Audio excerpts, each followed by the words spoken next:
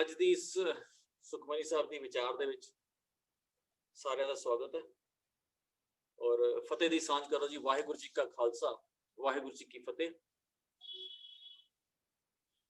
ਸੁਖਮਨੀ ਸਾਹਿਬ ਦੀ ਬਾਣੀ ਦੀ ਵਿਚਾਰ ਲੜੀਵਾਰ ਅਸੀਂ ਪਿਛਲੇ ਕਾਫੀ ਸਮੇਂ ਤੋਂ ਕਰ ਰਹੇ ਹਾਂ ਔਰ ਅੱਜ ਅਸੀਂ 2021 ਨਵੇਂ ਸਾਲ ਦੇ ਪਹਿਲੇ ਦਿਨ ਦੇ ਉਸ ਦੌਰ ਦੇ ਵਿੱਚ ਆ ਚੁੱਕੇ ਹਾਂ। ਸਾਲ ਬਦਲ ਗਿਆ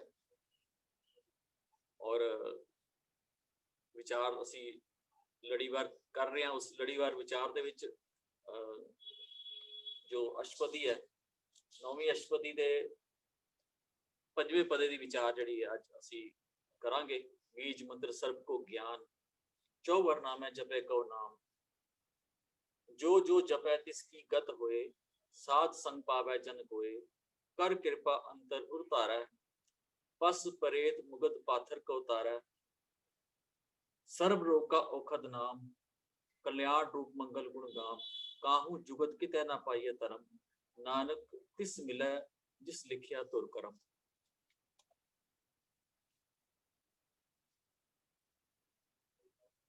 पिछले पदियां दे विच असी समझ चुके हैं कि इस अष्टपदी दे विच कुछ ऐसे लफ्ज़ां की विचार की गई है जो धार्मिक खेत्र दे विच बहुत ज़्यादा वरते जाते सी।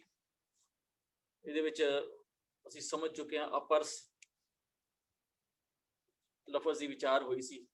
उस तो बाद वैष्णो, भगवती, पिछली बारी असीं पंडित लफज का जिहड़ा है वो विचार गुरु साहब तो समझी सी।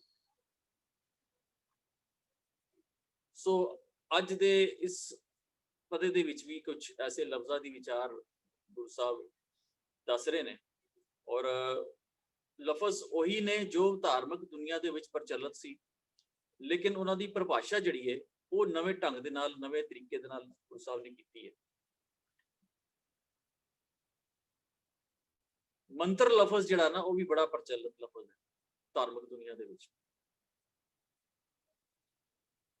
बड़े तरह के मंत्र दिते जाते हैं, फिर उन्होंने मंत्रों को बार बार रिपीट किया जाता है, रेपीटेशन उहदी होती है, बार बार उन्होंने दोहराया जाता है। और सारी उस धार्मिक जगत के विच मंत्र लफज प्रचलित होने के कारण सिख जगत के विच भी ये लफज काफ़ी प्रचलित होया है।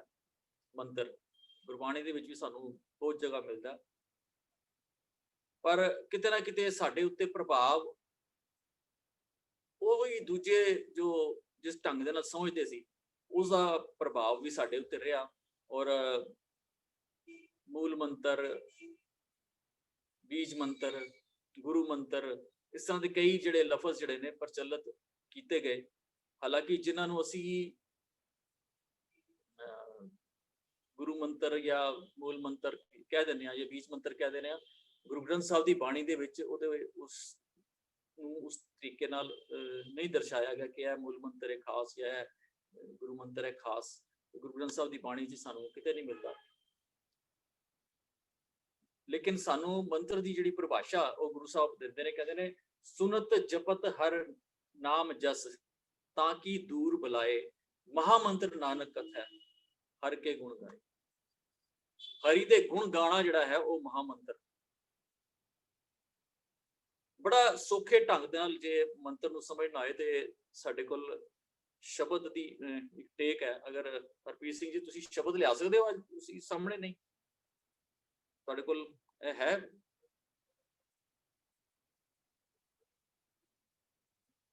हाँ जी हाँ जी बोलो। राखा एक हमारा स्वामी, सगल घटाका अंतर्जामी। अगर शब्द तुसीं स्क्रीन ते दिखा सको। और इस तो बाद अष्टपदी दी भी पदे दी भी तुसीं अगर दिखा सको इस तो बाद। लेकिन इस टाइम असीं मंत्र की गल कर रहे हैं ते बड़ा सौखा ढंग है जिहड़ा असीं मंत्र की गल सानू गुरु साहब ने समझाई है। शब्द बड़ा पॉपुलर है, बड़ा मशहूर शब्द है। जितने भी कीर्तन करन वाले, कीर्तन सुनन वाले, कीर्तन सीखण वाले जितने भी ने, ये शुरुआती जिहड़ी है वो सिखलाई जिहड़ी होंदी है उहदे विच शब्द दस्सिया जाता है, सिखाया जाता है। राखा एक हमारा स्वामी, सगल घटाका अंतर्जामी, बड़ा सौखा जिहा शब्द है।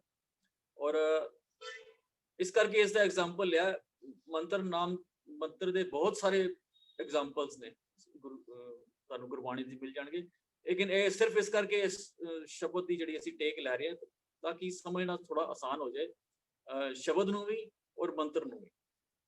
ਸੋ ਇਸ ਸ਼ਬਦ ਦਾ ਜਿਹੜਾ ਨਾ ਰਹਾਉ ਦੀ ਪੰਕਤੀ ਅਸੀਂ ਪੜਾਂਗੇ, ਰਾਖਾ ਏਕ ਹਮਾਰਾ ਸੁਆਮੀ ਸਗਲ ਘਟਾਕਾ ਅੰਤਰਜਾਮੀ, ਇਹ ਰਹਾਉ ਦੀ ਪੰਕਤੀ। ਔਰ ਅਸੀਂ ਸਮਝਦੇ ਹਾਂ ਕਿ ਰਹਾਉ ਪੂਰੇ ਸ਼ਬਦ ਦਾ ਜਿਹੜਾ ਹੈ ਉਹ ਸੈਂਟਰਲ ਆਈਡੀਆ ਹੁੰਦਾ ਹੈ, ਪੂਰੇ ਸ਼ਬਦ ਦੀ ਟੇਕ ਜਿਹੜੀ ਐਡਜਸਟ ਹੁੰਦੀ ਹੈ ਉਹ ਇਸ ਪੰਕਤੀ ਦੇ ਵਿੱਚ ਹੁੰਦੀ ਹੈ। ਸੋ ਇਸ ਸ਼ਬਦ ਦੇ ਜਿਹੜੀ ਬਾਕੀ ਪੰਕਤੀਆਂ ਅਸੀਂ ਪੜਾਂਗੇ ਨਾ, ਉਠਤ ਸੁਖਿਆ ਬੈਠਤ ਨਹੀਂ, ਭਉ ਨਹੀਂ ਲਾਗੇ ਜਾਂ ਐਸੇ ਬੁਝਿਆ, ਉਹਨੂੰ ਵੀ ਹੁਣ ਅਸੀਂ ਬਹੁਤ ਜ਼ਿਆਦਾ ਡਿਟੇਲ ਦੇ ਵਿੱਚ ਨਹੀਂ ਜਾ ਰਹੇ, ਲੇਕਿਨ ਉਠਤ ਸੁਖੀਆ, ਉੱਠਦੇ ਬੈਠਦੇ ਸੁਖ ਪ੍ਰਾਪਤ ਹੁੰਦਾ, ਭਾਉ ਨਹੀਂ ਲਾਗੇ, ਭਾਉ ਨਹੀਂ ਲੱਗਦਾ, ਜਾਂ ਐਸੇ ਬੁਝਿਆ, ਜਿਹਨੂੰ ਜੋ ਇਸ ਤਰ੍ਹਾਂ ਬੁਝ ਜਾਂਦਾ।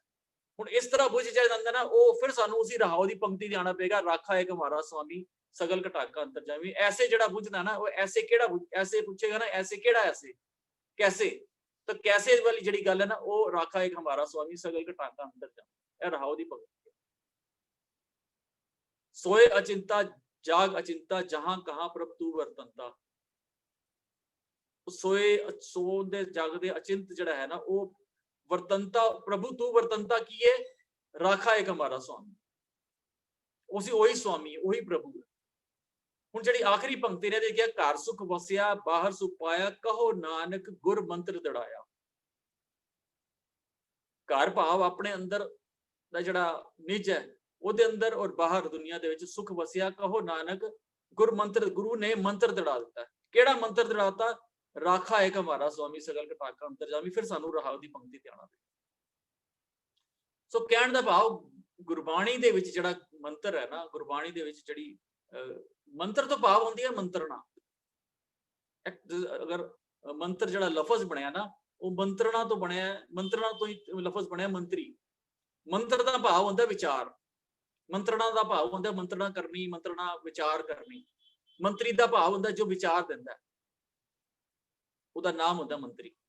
ਸੋ ਸਹੀ ਜੋ ਮਾਇਨੇ ਦੇ ਵਿੱਚ ਮੰਤਰ ਦਾ ਜਿਹੜੇ ਅਰਥ ਕਰਾਂਗੇ, ਉਹ ਰੈਪੀਟੇਸ਼ਨ ਜਾਂ ਬਾਰ-ਬਾਰ ਬੋਲਣ ਦੀ ਗੱਲ ਨਹੀਂ ਹੈ। ਕਿ ਮੰਤਰ ਦਾ ਭਾਵ ਹੁੰਦਾ ਹੈ ਕੋਈ ਵਿਚਾਰ, ਕੋਈ ਸਲਾਹ, ਕੋਈ ਨੇਕ ਵਧੀਆ ਜਿਹੜੀ ਹੈ ਉਹ ਸੀਖ ਦੇਣੀ।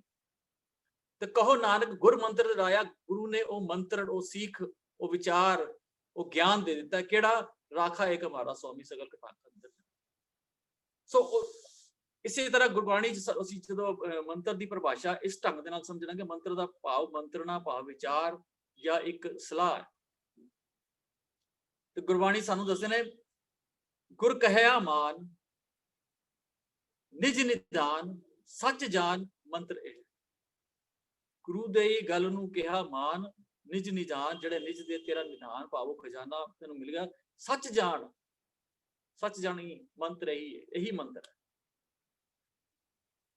ਸੋ ਜਦੋਂ ਅਸੀਂ ਇੱਕ ਓਮਕਾਰ ਤੋਂ ਗੁਰਪ੍ਰਸਾਦ ਤੱਕ ਦੇ ਵੀ ਅਸੀਂ ਜਦੋਂ ਉਹਨੂੰ ਅਸੀਂ ਮੂਲ ਮੰਤਰ ਕਹਿ ਦਿੰਦੇ ਹਾਂ, ਲੇਕਿਨ ਸਾਡੇ ਪ੍ਰਚਲਿਤ ਹੋ ਗਿਆ।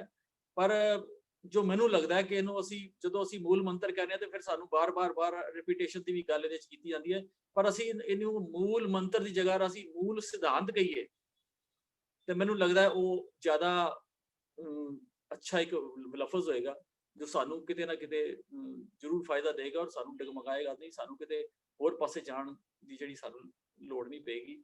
ਸੋ ਮੂਲ ਮੰਤਰ ਦੀ ਬਜਾਏ ਇਹਨੂੰ ਅਸੀਂ ਮੂਲ ਸਿਧਾਂਤ ਕਹੀਏ। ਸਿਧਾਂਤ ਹੈ ਗੁਰਬਾਣੀ ਦਾ ਇੱਕ ਓਮਕਾਰ, ਇੱਕ ਸਾਰੇ ਗੁਰੂ ਗ੍ਰੰਥ ਸਾਹਿਬ ਦਾ ਸਿਧਾਂਤ ਹੈ। ਸਤਨਾਮ ਕਰਤਾ ਪੁਰਖ ਨਿਰਭਉ ਨਿਰਵੈਰ ਅਕਾਲ ਮੂਰਤ ਅਜੂਨੀ ਸੈਭੰ ਗੁਰ ਪ੍ਰਸਾਦ, ਇਹ ਸਾਰਾ ਮੂਲ ਸਿਧਾਂਤ ਹੈ। ਇਸੀ ਸਾਰੇ ਸਿਧਾਂਤ ਤੇ ਸਾਰੀ ਗੁਰਬਾਣੀ ਟਿਕੀ ਹੋਈ। ਇਹ ਜਿਸ ਨੂੰ ਇਹ ਸਿਧਾਂਤ ਸਮਝ ਆ ਗਿਆ, ਉਹਦੇ ਵਾਸਤੇ ਸਾਰੀ ਬਾਣੀ ਜਿਹੜੀ ਹੈ ਉਹ ਸਮਝਣੀ ਸੌਖੀ ਹੋ ਜਾਂਦੀ ਹੈ। ਸੋ ਮੰਤਰ ਦਾ ਮਤਲਬ ਅਸੀਂ ਜਦੋਂ ਕਰਾਂਗੇ ਵਿਚਾਰ, ਮੰਤਰਣਾ, ਸਲਾਹ, ਤੇ ਫਿਰ ਸਾਨੂੰ ਸਮਝ ਆਏਗੀ ਬੀਜ ਮੰਤਰ ਸਰਬ ਕੋ ਗਿਆਨ। ਉਹ ਜਿਹੜਾ ਬੀਜ ਹੈ ਨਾ ਭਾਵ, ਉਹ ਜਿਹੜਾ ਮੂਲ ਹੈ ਜੋ ਸਾਡਾ, ਉਹ ਸਾਰਿਆਂ ਨੂੰ ਗਿਆਨ ਦਿੰਦਾ ਹੈ।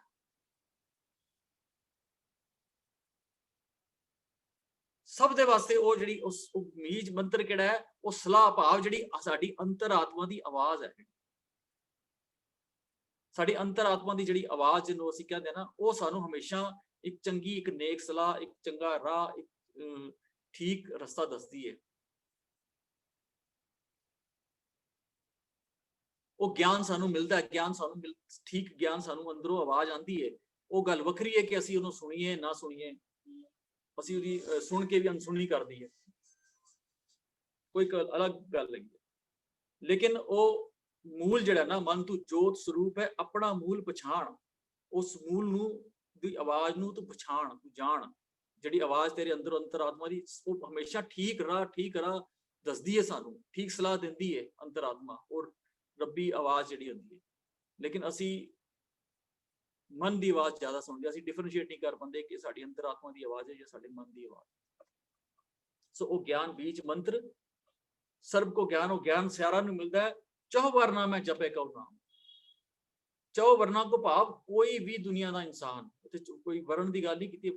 ਚੌ ਵਰਨਾ ਤੋਂ ਭਾਵ ਕੋਈ ਵੀ ਦੁਨੀਆ ਦਾ ਵੱਡਾ ਹੈ, ਛੋਟਾ ਹੈ, ਉੱਚ ਜਾਤ, ਨੀਵਾਂ ਜਾਤ, ਗਰੀਬ ਅਮੀਰ, ਜਿਹੜਾ ਵੀ ਜਪੇ ਕਉ ਨਾਮ, ਜਿਹੜਾ ਵੀ ਉਸ ਨਾਮ ਨੂੰ ਧਾਰਨ ਕਰੇਗਾ, ਨਾਮ ਨੂੰ ਜਪੇਗਾ। ਨਾਮ ਉਹੀ ਹੈ ਜੋ ਅਸੀਂ ਸ਼ੁਰੂਆਤ ਦੇ ਵਿੱਚ ਪੜ੍ਹ ਕੇ ਆਏ ਹਾਂ, ਸੁਖਮਨੀ ਸੁਖ ਅੰਮ੍ਰਿਤ ਪ੍ਰਭ ਨਾਮ। ਚੌ ਵਰਨਾ ਮੈਂ ਜਪੇ ਕਉ ਨਾਮ, ਜਿਹੜਾ ਵੀ ਉਸ ਨਾਮ ਨੂੰ ਜਪੇਗਾ, ਭਾਵ ਉਸ ਨੂੰ ਸਮਝੇਗਾ, ਉਸ ਨੂੰ ਜਾਪੇਗਾ, ਉਸ ਦੀ ਪਰਖ ਕਰੇਗਾ। ਜੋ ਜੋ ਜਪੈ ਤਿਸ ਕੀ ਗਤ ਹੋਏ। ਜਿਹੜਾ ਵੀ ਜਪੇਗਾ, ਜਪਣ ਤੋਂ ਭਾਵ ਹੀ ਜਾਪਣਾ ਹੈ। ਅਸੀਂ ਕਹਿੰਦੇ ਨੇ ਤੈਨੂੰ ਕੀ ਜਾਪਦਾ, ਜੋ ਜੋ ਉਹਨੂੰ ਜਾਪੇਗਾ, ਜੋ ਜੋ ਉਹਨੂੰ ਸਮਝੇਗਾ। ਮਨ ਤੂੰ ਜੋਤ ਸਰੂਪ ਹੈ, ਆਪਣਾ ਮੂਲ ਪਛਾਣ, ਮਨ ਹਰ ਚੀਜ਼ ਤੇਰੇ ਨਾਲ ਹੈ। ਗੁਰਮਤਿ ਉਹਦੇ ਅਖੀਰ ਚ ਕਹਿੰਦੇ ਨੇ ਮੂਲ ਪਛਾਣੈ ਤਾਂ ਸ਼ਉ ਜਾਣੈ।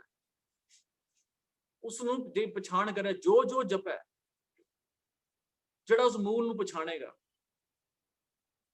ਤਿਸ ਕੀ ਗਤ ਹੋਏ, ਉਹਦੀ ਗਤੀ ਹੋਏਗੀ। ਭਾਵ ਉਹ ਗਤੀ ਤੋਂ ਭਾਵ ਹੁੰਦਾ ਮੁਕਤੀ ਹੋ ਜਾਣਾ, ਛੁਟਕਾਰਾ ਮਿਲ ਜਾਣਾ ਵਿਕਾਰਾਂ ਤੋਂ। ਉਹ ਮੁਕਤੀ ਦੀ ਗੱਲ ਕੀਤੀ ਹੈ। ਜੋ ਜੋ ਜਪੈ ਤਿਸ ਕੀ ਗਤ ਹੋਏ। ਜਿਹੜਾ ਵੀ ਉਹਨੂੰ ਜਪੇਗਾ, ਜਿਹੜਾ ਵੀ ਉਹਨੂੰ ਸਮਝੇਗਾ, ਜਿਹੜਾ ਵੀ ਉਹਨੂੰ ਸੁਣੇਗਾ ਉਸ ਆਵਾਜ਼ ਨੂੰ। ਔਰ ਕਿਸੇ ਦੀ ਮੋਨੋਪੋਲੀ ਨਹੀਂ ਹੈ, ਹਰ ਇੱਕ ਦੇ ਅੰਦਰ ਉਹ ਮੂਲ ਜਿਹੜਾ ਹੈ ਉਹ ਮੌਜੂਦ ਹੈ। ਜਦੋਂ ਕਹਿੰਦੇ ਨਾ ਆਪਨ ਬਾਪੇ ਨਾ ਹੀ ਕਿਸੇ ਕੋ ਭਾਵਨ ਕੋ ਹਰ ਰਾਜਾ, ਰੱਬ ਕਿਸੇ ਪਿਓ ਦਾ ਨਹੀਂ ਹੈ। ਭਾਵਨ ਕੋ ਹਰ ਰਾਜਾ, ਉਹ ਹਰ ਇੱਕ ਦੇ ਅੰਦਰ ਉਤਨਾ ਹੀ ਬਰਾਬਰ ਸੱਤਾ, ਸਭ ਦੇ ਵਿੱਚ ਇਕੁਅਲ ਜਿਹੜਾ ਹੈ ਉਹ ਮੌਜੂਦ ਹੈ। ਸਾਧ ਸੰਗ ਪਾਵੈ ਜਨ ਕੋਏ। ਸਾਧ ਦਾ ਸੰਗ ਕਰਕੇ, ਸਦੇ ਹੋਏ ਦਾ ਸੰਗ ਕਰਕੇ। ਅਸੀਂ ਸਾਧ ਪੂਰਾ ਅਸੀਂ ਪਿੱਛੇ ਸਮਝ ਕੇ ਆਏ ਹਾਂ, ਸਾਧ ਦੀ ਪੂਰੀ ਇੱਕ ਅਸ਼ਪਦੀ ਸੀ। ਉਸ ਸਦੇ ਹੋਏ ਜਿਹਨੂੰ ਕਹਿੰਦੇ ਨਾ, ਸਦਿਆ ਹੋਇਆ ਤੀਰ ਜਿਹਨੂੰ ਕਹਿੰਦੇ, ਉਹ ਸਾਧ ਸੰਗ, ਉਸ ਸਾਧ ਦੇ ਸੰਗ ਪਾਵੈ, ਜਿਹੜਾ ਉਸਨੂੰ ਸਦੇ ਹੋਏ ਦੇ ਨਾਲ ਲੱਗ ਕੇ ਉਹਨੂੰ ਸਦੇ ਹੋਏ ਨੂੰ ਪਾ ਲੈਂਦਾ। ਸਾਧ ਸੰਗ ਨੂੰ ਪਾਵੈ ਜਨ ਕੋਏ, ਜਿਹੜਾ ਉਹਨੂੰ ਪਾ ਲੈਂਦਾ ਉਹ ਜਨ ਕੋਏ ਬਣ ਜਾਏ। ਜਨ ਕੋਏ ਦਾ ਮਤਲਬ ਹੁੰਦਾ ਹੈ ਵਿਰਲਾ ਇਨਸਾਨ, ਯੂਨੀਕ, ਦੁਨੀਆ ਤੋਂ ਵੱਖਰਾ, ਪਰਫੈਕਸ਼ਨ ਜਿਹਨੂੰ ਅਸੀਂ ਕਹਿੰਦੇ ਨਾ, ਉਸ ਪਰਫੈਕਟ ਦੇ ਨਾਲ ਜੁੜ ਕੇ ਉਹ ਜਨ ਕੋਏ ਬਣ ਜਾਂਦਾ। ਭਾਵ ਜਦੋਂ ਅਸੀਂ ਪੜ੍ਹਦੇ ਨਾ ਮੰਨੇ ਦੀ, ਜਦੋਂ ਅਸੀਂ ਪੌੜੀਆਂ ਪੜ੍ਹਦੇ ਹਾਂ, ਮੰਨੇ ਕੀ ਗਤ ਕਹੇ, ਹਰ ਪੌੜੀ ਦੇ ਬਾਅਦ ਜੇ ਉਹਦੇ ਚ ਆਉਂਦਾ ਜੇ ਕੋ ਮਨ ਜਾਣੈ ਮਨ ਕੋਏ। ਜਿਹੜਾ ਇਸ ਨੂੰ ਜਾਣਦਾ ਉਹ ਮਨ ਕੋਏ, ਭਾਵ ਉਹ ਵਿਰਲਾ, ਇੱਕ ਯੂਨੀਕ ਪਰਸਨੈਲਿਟੀ ਬਣਦੀ। ਔਰ ਯੂਨੀਕ ਪਰਸਨੈਲਿਟੀ, ਵਿਰਲਾ, ਅੱਜ ਨਵਾਂ ਸਾਲ ਵੀ ਹੈ ਔਰ ਪਹਿਲਾ ਦਿਨ ਅੱਜ ਨਵੇਂ ਸਾਲ ਦਾ ਸੀ। ਸਾਨੂੰ ਬੜੀਆਂ ਸੈਲੀਬ੍ਰੇਸ਼ਨਸ ਹੁੰਦੀਆਂ, ਅਲੱਗ-ਅਲੱਗ ਤਰੀਕੇ ਦੇ ਨਾਲ ਲੋਕੀ ਮਨਾਉਂਦੇ ਨੇ। ਕੋਈ ਪਾਰਟੀ ਕਰਦਾ ਹੈ, ਕੋਈ ਬੰਬ ਪਟਾਕੇ ਚਲਾਉਂਦਾ ਹੈ, ਕੋਈ ਕਿਸੇ ਢੰਗ ਨਾਲ ਖਾਣਾ ਪੀਣਾ, ਪਰ ਹਰ ਇੱਕ ਦਾ ਆਪਣਾ ਆਪਣਾ ਤਰੀਕਾ ਹੈ ਇਸ ਨੂੰ ਸੈਲੀਬ੍ਰੇਟ ਕਰਨ ਦਾ। ਪਰ ਜੇਕਰ ਅਸੀਂ ਇਹਨੂੰ ਦੇਖੀਏ ਨਾ ਕਿ ਆਪਣੇ ਆਪ ਨੂੰ ਜੋ ਨਵਾਂ ਨਹੀਂ ਕਰ ਸਕਿਆ ਨਾ, ਉਹਦੇ ਵਾਸਤੇ ਨਵੇਂ ਸਾਲ ਦੇ ਕੋਈ ਮਾਇਨੇ ਨਹੀਂ। ਨਵਾਂ ਕੋਈ ਦਿਨ ਹੀ ਚੜਿਆ, ਨਵਾਂ ਕੋਈ ਸਾਲ ਅਗਰ ਅੰਦਰੋਂ ਨਵਾਂ ਨਹੀਂ ਹੋਇਆ ਨਾ, ਇਨਸਾਨ ਅੰਦਰੋਂ ਹੀ ਪੁਰਾਣਾ ਹੈ, ਤੇ ਉਹਦੇ ਨਵੇਂ ਸਾਲ ਦੇ ਕੋਈ ਮਾਇਨੇ ਨਹੀਂ। ਨਵੇਂ ਦਾ ਮਤਲਬ ਹੈਗਾ ਕਿ ਸਾਡਾ ਮਨ ਚਿੱਤ ਨਵਾਂ ਹੋਏ। ਜੇ ਉਹ ਪੁਰਾਣੇ ਦਾ ਪੁਰਾਣਾ ਹੀ ਹੈ ਤੇ ਨਵੇਂ ਸਾਲ ਦੇ ਕਿੰਨੇ ਕੁ ਮਾਇਨੇ ਨੇ। ਜਿੰਨਾ ਇਨਸਾਨ ਇਸ ਤਰ੍ਹਾਂ ਦੀ ਸੈਲੀਬ੍ਰੇਸ਼ਨਸ ਦੇ ਵਿੱਚ ਜਿਹਨੂੰ ਸਿਰਫ ਨਵੇਂ ਦਿਨ ਮਨਾਉਣ ਦੀ ਜਿਹਨੂੰ ਹੁੰਦੀ ਹੈ ਨਾ, ਉਹ ਹਮੇਸ਼ਾ ਮਟੀਰੀਅਲਿਸਟਿਕ ਚੀਜ਼ਾਂ ਦੇ ਪਿੱਛੇ ਦੌੜਦਾ। ਕੋਈ ਨਵਾਂ ਦਿਨ ਆ ਗਿਆ, ਕੋਈ ਨਵਾਂ चीज आ गई है। वो हमेशा इस चक्कर च कि नवे कपड़े पा के पा लवां, नवा कुछ खा लवां, तोड़ के नवा कुछ बना लवां, घर का कुछ है चेंज कर दियां। वो नवा नवा करन दे कई चीज़ां करता है, लेकिन सारियां वो बाहरलियां मटेरियलिस्टिक चीज़ां होंदियां।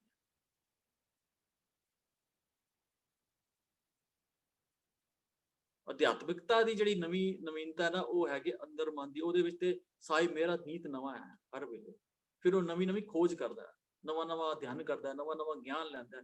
ਉਹ ਨਵਾਂ ਗਿਆਨ, ਨਵਾਂ ਅਧਿਐਨ, ਨਵੀਂ ਜਿਹੜੀ ਦੀ ਸੋਚ ਆਉਂਦੀ ਹੈ ਨਾ ਨਵੀਂ, ਉਹ ਨਵੀਨਤਾ ਅੰਦਰੋਂ ਲਿਆਂਦੀ। ਬਾਹਰੋਂ ਨਵੀਨਤਾ ਜਿਹੜੀ ਹੈ ਸਾਨੂੰ ਲੱਗਦਾ ਕਿ ਵੈਸੇ ਤੇ ਹਰ ਪਲ ਨਵਾਂ ਹੈ। ਇਹ ਜਿਹੜਾ ਇੱਕ ਪਲ ਜਿਹੜਾ ਹੁਣ ਇਸ ਮੇਰੀ ਜ਼ਿੰਦਗੀ ਚ ਆਇਆ, ਇਹ ਬਿਲਕੁਲ ਨਵਾਂ ਹੈ। ऐसा पल ऐसा जिंदगी आज तो पहले कभी भी नहीं आया। हर पल एक नवा है। पर जे असी ठीक है अपने ढंग नाल मनाना, चलो जो भी मनाता है, लेकिन अगर उसी ते हो जाए कि कोई खास दिन असी समझ के उस ढंग नाल मनावांगे, तो फिर जे एक दिन नवा है साल का 365 दिन है, जे एक दिन नवा है तो फिर दा मतलब 364 दिन पुराना ही होंगे। सो अपना अपना ढंग है, लोग मनाते ने। चलो सबकी अपनी अपनी खुशी है, मनाए, ਅਸੀਂ ਉਹਦੇ ਵਾਸਤੇ नहीं रोकते, लेकिन सब तो जरूरी है कि ਇਹਨੂੰ ਮਨਾਉਣ ਦੇ ਨਾਲ ਸਾਡਾ ਆਪਣਾ ਅੰਦਰਲਾ ਵੀ ਨਵਾਂ।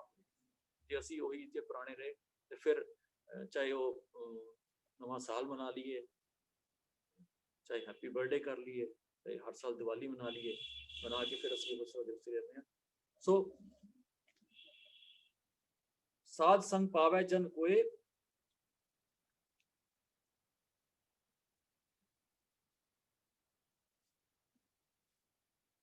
सर्व रोग का औखद नाम। सॉरी, साध कर कृपा अंतर उतारै, पस प्रेत भुगत पाथर को उतारै। कर कृपा अंतर उतारै, जेड़ा अंतर नू उसकी कृपा नू लैके अंतर नू अंदर दा उधार करदा है, अंदरों नवा नरोया हुंदा है। अंतर उतार है, अंदर उस धारण करता है। पशु प्रेत मुगत पाथर को उतारे, वो जड़ा ज्ञान है, वो जड़ा बीज मंत्र है ना, उस पशु प्रेत मुगद भाव मूर्खा नू, मूर्ख वर्गे, मूर्ख तो मूर्ख नू जड़ा ना पत्थर वर्गे नू जड़ा है उतार दिंदा। भाव उहदे अंदर नवा नरोई चीज लिया, उन्हें ज्ञान दे दिंदा, एक नवी राह नूं दसदा है। जो उस कुदरत के नियम नूं, उस रब्बी नियम नूं जड़ा है वो समझदा है। उस बीज मंत्र की गल जिहड़ी सब तो पहले की है, सर्ब रोग का औखद नाम, जिसनों रब्बी नियम दा समझ आती है ना, उन्होंने समझ आती है कि सारे ही रोगां दा जिहड़ा ना औखद, वो नाम पाव, वो रब्बी नियम जिहड़ा ना ਉਹਦੇ ਤੇ ਤੁਰ ਕੇ ਇਹਨਾਂ ਰੋਗਾਂ ਨੂੰ ਦੂਰ ਕੀਤਾ ਜਾਂਦਾ। ਸਾਰੇ ਰੋਗ ਜਿਹੜੇ ਨੇ ਸਾਡੇ ਜੋ ਅਸੀਂ ਗ੍ਰਹਿਣ ਕਰਦੇ ਆ ਨਾ, ਉਸ ਤੋਂ ਪੈਦਾ ਹੁੰਦੇ। ਉਹ ਗ੍ਰਹਿਣ ਕਰਨਾ ਸਰੀਰਕ ਵੀ ਹੋ ਸਕਦਾ ਹੈ, ਮਾਨਸਿਕ ਵੀ ਹੋ ਸਕਦਾ ਹੈ, ਅਧਿਆਤਮਿਕ ਵੀ ਹੋ ਸਕਦਾ ਹੈ। ਆਤਮਿਕ ਤੌਰ ਤੇ ਅਸੀਂ ਕੀ ਗ੍ਰਹਿਣ ਕਰ ਰਹੇ ਹਾਂ, ਉਹ ਸਾਡੀ ਖੁਰਾਕ ਕਿਹੜੀ ਹੈ, ਸਾਡਾ ਸਰੀਰ, ਸਾਡਾ ਮਨ ਉਹਦੇ ਤੇ ਅਸਰ ਕਰਦਾ ਹੈ। ਉਸ ਖੁਰਾਕ ਦਾ ਖਾਣ ਵੇਲੇ ਅਸੀਂ ਕੀ ਖਾ ਰਹੇ ਹਾਂ, ਸਾਡੇ ਸਰੀਰ ਤੇ ਉਹ ਭੋਜਨ ਅਸਰ ਕਰਦਾ ਹੈ।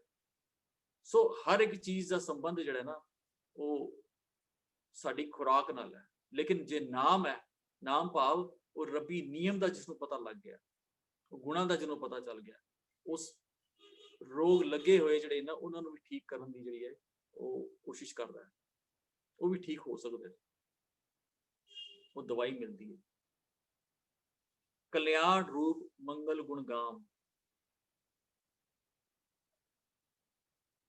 कल्याण सुख की प्राप्ति होती है, और मंगल गुण गाम, गाम का पता भाव होता है गाना, वो गुण गांदा। काहू जुगत किते ना पाइए धर्म। यह पंक्ति थोड़ी समझण वाली है, हालांकि दे जो अर्थ किए जाते ना वो किए जाते हैं कि किसी भी जुगती दे नाल काहू जुगत किते ना पाइए धर्म, किसी भी जुगती दे नाल धर्म नहीं प्राप्त हो सकता। ਪਰ ਥੋੜਾ ਜਿਹਾ ਦੇਖੀਏ ਤੇ ਧਰਮ ਪ੍ਰਾਪਤ ਕਰਨ ਵਾਸਤੇ ਜੁਗਤੀ ਟੈਕਨੀਕ ਤਰੀਕਾ ਤੇ ਲਗਾਉਣਾ ਹੀ ਪੈਂਦਾ।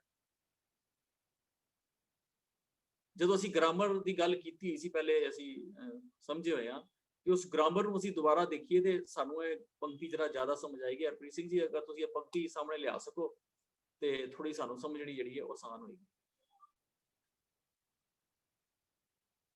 ਕਾਹੂ ਜੁਗਤ ਕਿਤੇ ਨਾ ਪਾਈਏ ਧਰਮ। ਅਸੀਂ ਪਿਛਲੇ ਜਦੋਂ ਵਿਆਕਰਣ ਦੀਆਂ ਅਸੀਂ ਕਲਾਸਿਸ ਕੀਤੀਆਂ ਸੀ, ਵਿਆਕਰਣ ਦੀ ਗੱਲ ਕੀਤੀ ਸੀ, ਉਹਦੇ ਵਿੱਚ ਇੱਕ ਗੱਲ ਸਮਝੀ ਸੀ ਕਿ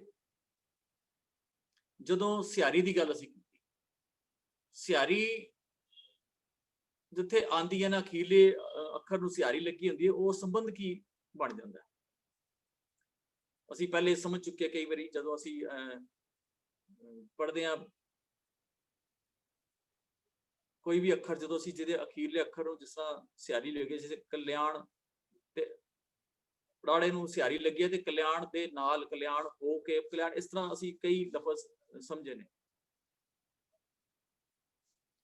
ਇੱਥੇ ਜਦੋਂ ਅਸੀਂ ਸਮਝਦੇ ਹਾਂ ਕਾਹੂ ਜੁਗਤ ਕਿਤੇ ਨਾ ਪਾਈਏ ਧਰਮ, ਤੇ ਅਸੀਂ ਦੇਖਾਂਗੇ ਜੁਗਤ ਨੂੰ ਔਰ ਧਰਮ ਨੂੰ ਦੋਨਾਂ ਅੱਖਰਾਂ ਨੂੰ ਸਿਆਰੀ ਲੱਗੀ ਹੋਈ। ਸੋ ਇਹ ਸੰਬੰਧ ਕੀ ਹੁੰਦੇ ਨੇ, ਜਿਸ ਤਰ੍ਹਾਂ ਉਸਦੇ ਨਾਲ, ਉਸਦੇ ਵਿੱਚੋਂ, ਉਸਦੇ ਦੁਆਰਾ, ਇਸ ਤਰ੍ਹਾਂ ਇਹ ਲਫ਼ਜ਼ ਬਣਦੇ ਨੇ ਸਾਰੇ। ਇਹਦਾ ਮਤਲਬ ਇਹ ਹੁੰਦਾ। ਸੋ ਜਦੋਂ ਅਸੀਂ ਇਹਨੂੰ ਕਾਹੂ ਜੁਗਤ ਕਿਸੇ ਵੀ ਜੁਗਤੀ ਦੇ ਨਾਲ, ਕਿਉਂਕਿ ਤੱਤੇ ਨੂੰ ਸਿਆਰੀ ਲੱਗੀ ਹੋਈ ਹੈ, ਇਹ ਸਾਨੂੰ ਕਲੀਅਰ ਸਮਝ ਆਉਂਦੀ ਹੈ।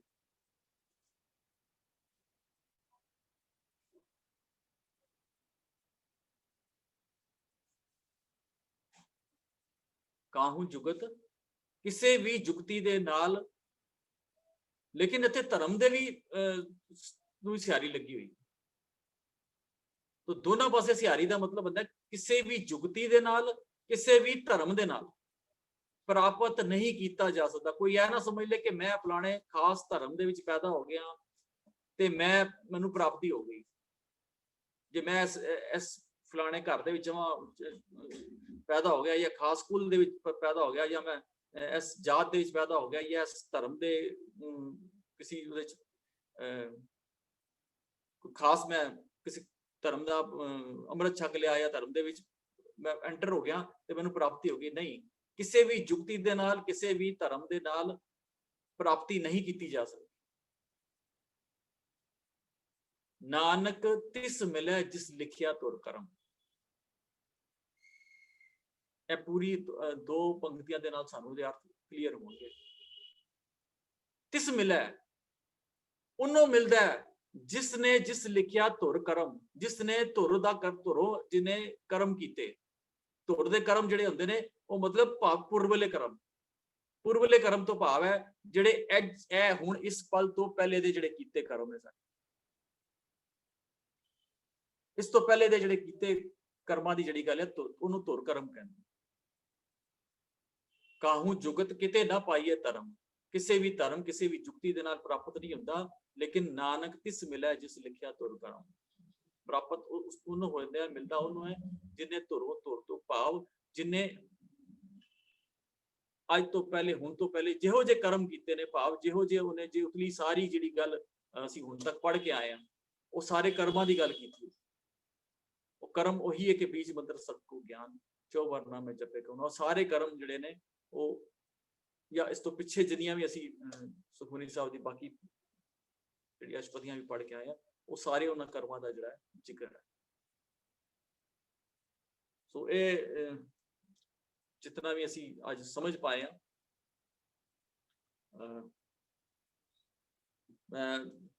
ਟਾਈਮ ਸਾਡਾ ਹੋ ਗਿਆ ਵੈਸੇ, ਲੇਕਿਨ ਕੁਝ ਗੱਲਬਾਤ ਕਰਨਾ ਚਾਹੁੰਦੇ ਸੀ ਅਸੀਂ।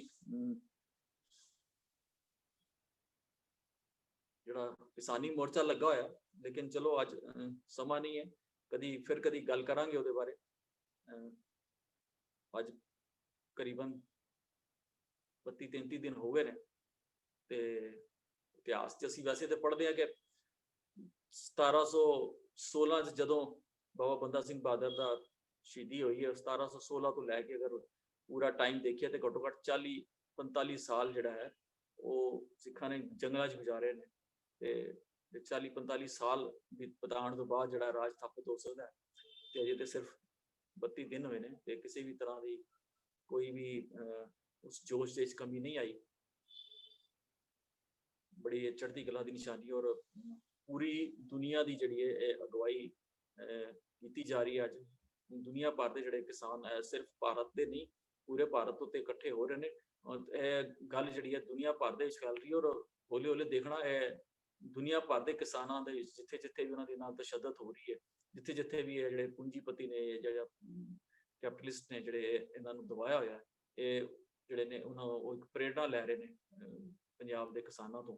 ਉਹਨਾਂ ਵਾਸਤੇ ਪ੍ਰੇਰਣਾ ਸਰੋਤ ਬਣੇ ਇੱਕ ਬੜੀ ਵੱਡੀ ਇੱਕ ਗੱਲ ਹੈ ਸਾਡੇ ਵਾਸਤੇ। ਔਰ ਸਾਨੂੰ ਪਤਾ ਲੱਗਦਾ ਕਿ ਸਾਡੇ ਵਿਰਸਾ ਕੀ ਹੈ, ਪੂਰੀ ਦੁਨੀਆ ਨੂੰ ਅਗਵਾਈ ਕਰਨ ਦੀ ਜਿਹੜੀ ਹੈ ਉਹ ਤਾਕਤ ਜਿਹੜੀ ਹੈ ਗੁਰੂ ਸਾਹਿਬ ਨੇ ਸਾਨੂੰ ਬਖਸ਼ੀ ਹੈ। ਡਿਟੇਲ 'ਚ ਗੱਲ ਕਰਨਾ ਚਾਹੁੰਦੇ ਸੀ, ਲੇਕਿਨ ਹੁਣ ਅੱਜ ਗੱਲ ਛਿੜੀ ਤੇ ਉਹ ਬੜੀ ਲੰਬੀ ਜਾਏਗੀ ਤੇ ਉਹ ਇਤਿਹਾਸ ਦੀ ਔਰ ਅੱਜ ਦੇ ਸੰਦਰਭ ਦੇ ਵਿੱਚ ਸਾਡੇ ਕੋਲ ਉतना ਸਮਾਂ ਨਹੀਂ ਹੈ। ਲੇਕਿਨ ਅੱਜ ਦੀ ਜੋ ਵਿਚਾਰ ਕੀਤੀ ਹੈ ਉਹਦੇ ਵਿੱਚ ਅੱਜ ਦੇ ਵਾਸਤੇ ਇੰਨੀ ਭੁੱਲਾਂ ਚੁੱਕਾਂ ਦੀ ਕੀਮਾ। ਵਾਹਿਗੁਰੂ ਜੀ ਕਾ ਖਾਲਸਾ, ਵਾਹਿਗੁਰੂ ਜੀ ਕੀ ਫਤਿਹ।